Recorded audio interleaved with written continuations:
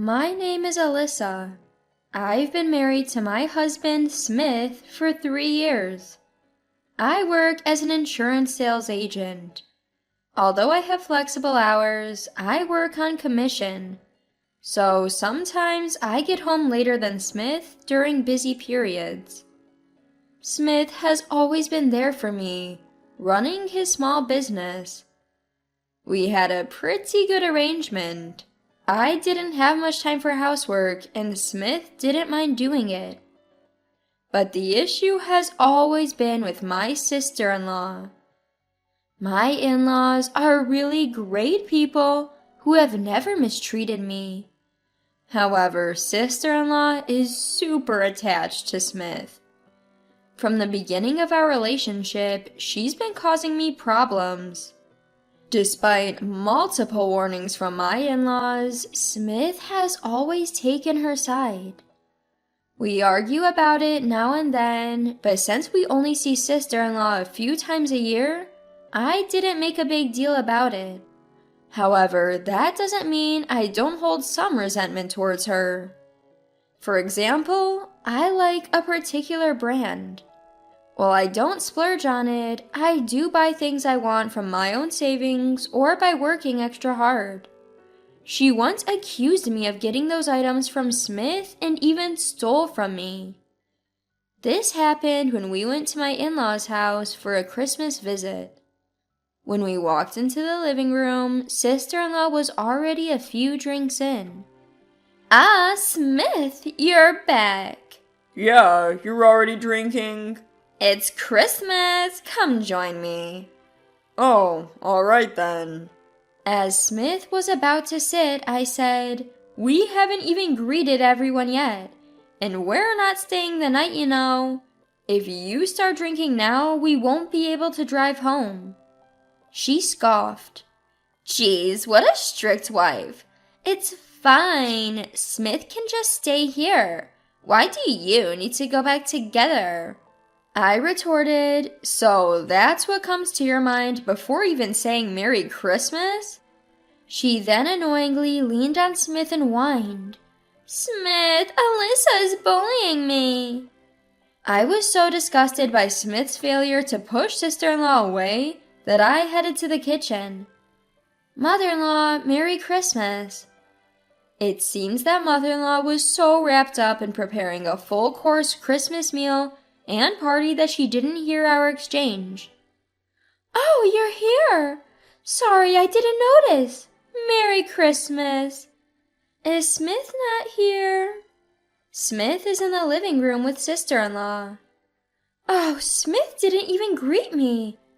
I apologize." "No worries, it's not your fault, mother-in-law."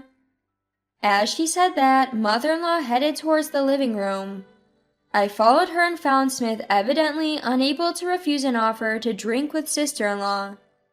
Mother-in-law saw this and said, "Smith, what are you doing here without even saying hello?" "Well, Nora was feeling lonely, so we decided to have a drink together."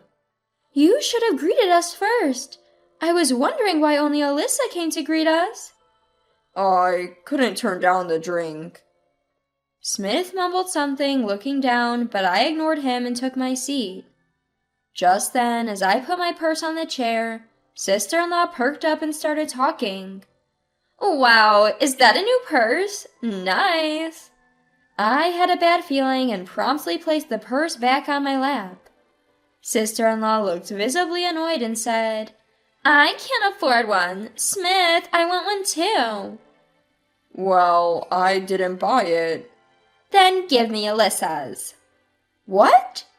How dare you say that? You don't have to give it to her. It's expensive, right?" Who would hand over an item worth at least a few $1,000s, especially when it's practically brand new? I gave sister-in-law a dry laugh. "If you want one, go buy it yourself. You live at home, so if you work decently, you can afford it." True, sister-in-law lives at home but only works part-time about 3 days a week. She probably can't even afford the cheapest purse I own. This new purse was a favorite of mine. reserved with a deposit as soon as I heard from the shop clerk that it was coming in. There's no way I would easily give that up, especially not to sister-in-law. Then Smith started saying something outrageous. Hey, give that to Nora. What? You have plenty. It won't hurt to give away just one. Do you even know how much it costs? If you have so many, what's the problem? No way! I even paid a deposit to get this. Stingy! So stingy. Could you please not talk like a child? Are you even an adult? I just started using this brand new bag, so I can't give it away. I have no intention of giving away any of my other bags either. Stingy! With that, sister-in-law stormed off to her room. Smith also stood up, following her. You went too far, and since you're not giving it, you should apologize. I won't see my sister-in-law after Christmas, so it doesn't matter. I thought, but I was wrong. A few days after Christmas, as I was preparing to go to a hotel lunch with my friends, I opened my closet to grab a purse, but it was missing from the bag where I'd stored it. Frustrated, I went straight to Smith's place. Smith seemed upset to see me walk in, but began to look anxious when he noticed I was holding the empty bag. What? I don't know anything about it. Maybe you left it at your parents' house? I haven't even said anything yet. Don't you know? You gave it to your sister, didn't you? I told you, I don't know. Maybe you left it somewhere, like at your parents' house. Fine, I'll search your parents' house then. I'll also call them. If I don't find it, I'm reporting it to the police. It's an expensive bag. If someone broke in, that's a big deal. Smith turned pale at the mention of the police, but quickly retorted, Even if the same purse is there, maybe Nora bought it herself? I took a card out of the shopping bag and showed it to Smith. It's a limited edition with a serial number. There's no way it's the same. I didn't know that.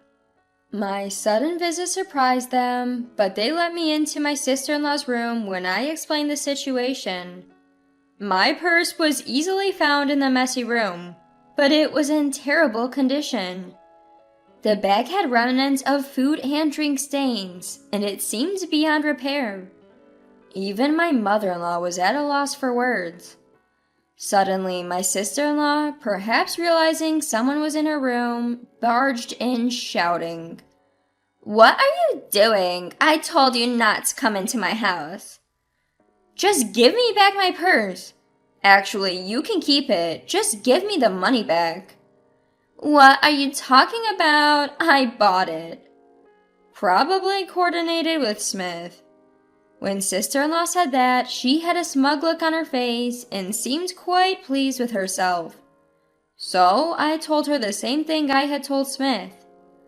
"I've already explained this to Smith, so you should pay me back."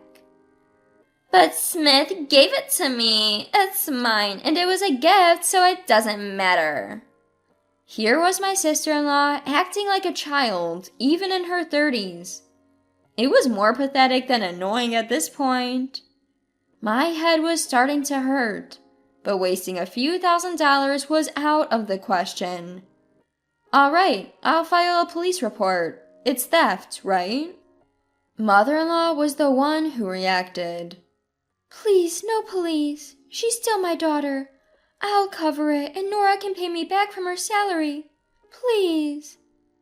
Mother-in-law looked at me with tearful eyes. It tugged at my heartstrings, but I couldn't let it go. How about sister-in-law pays from her salary instead? If there's even one late payment, I'll file that police report. "What? Why should I pay?" "Be quiet. I won't let her go out, so I'll manage her bank account that her salary goes into until everything is paid back." "This doesn't make sense." I left mother-in-law to handle the situation and went home, still pondering how to deal with Smith. Then a plan came to mind. I'll probably end up divorcing him, but it doesn't matter anymore. The day of reckoning was approaching. Months later, the day had come. We had gone to my in-laws' house for some reason. Today was the day our new home would be finished. We had been invited by my in-laws to celebrate, and my bag was packed with divorce papers. The atmosphere was pleasant at first during the dinner. I might not even have to hand these divorce papers over, I thought. But Smith disappointed me as usual. "Hey, I wanted a house too! Give it to me!" Just as I suspected. My in-laws' eyes bulged out at the ridiculous request. Father-in-law choked on his tea, and mother-in-law was speechless. And then I waited for Smith's response. His answer was, "I'll give it to Nora. She won't be able to buy a home anyway. We can just build another one. If you oppose, we're getting a divorce." Too bad. I wish it was just drunk talk, but he looked serious. I hated the face he made, smiling while leaning on sister-in-law. Sighing, I said, "Fine, let's divorce. You can have the house." "What?" "Yes!" "Yay, I got my dream home." Sister-in-law was jubilant, but I didn't care. "You get your dream life with sister-in-law in our home, Smith." "Yay, Smith!" The contrast couldn't have been starker. A jubilant sister-in-law, a frozen Smith, and me. I handed over the pre-filled divorce papers with a smile. "Would have reconsidered if you'd objected. Good luck." Smith seemed to realize what I meant and seemed deeply apologetic, but I had already left the table and didn't look back. In hindsight, maybe I should have watched his reaction. A few days later, we discussed asset division through lawyers. My in-laws must have talked some sense into him, as he agreed rather easily. Months have passed.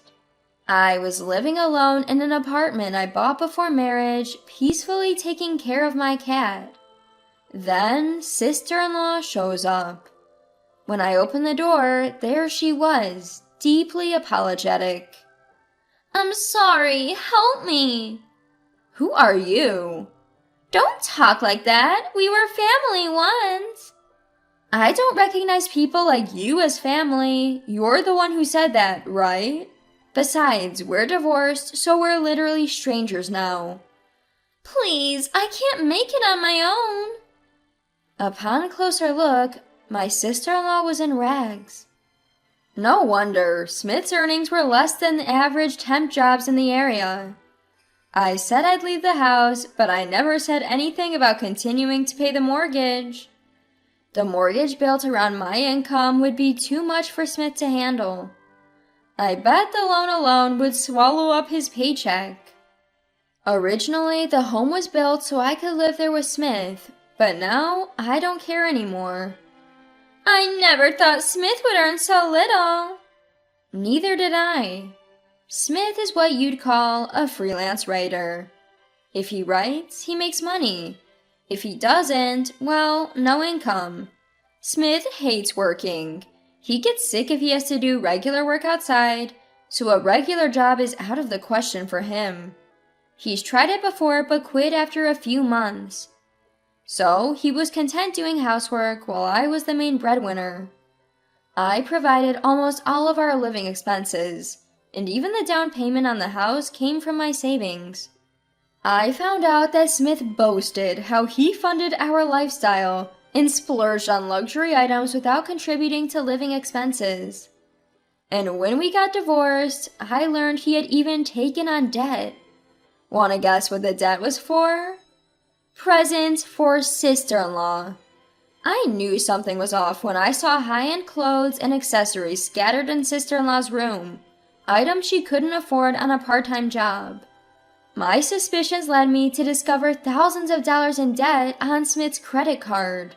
Sure, he could pay it off if he worked, but let's be real. Someone accustomed to a laid-back lifestyle isn't going to suddenly work hard.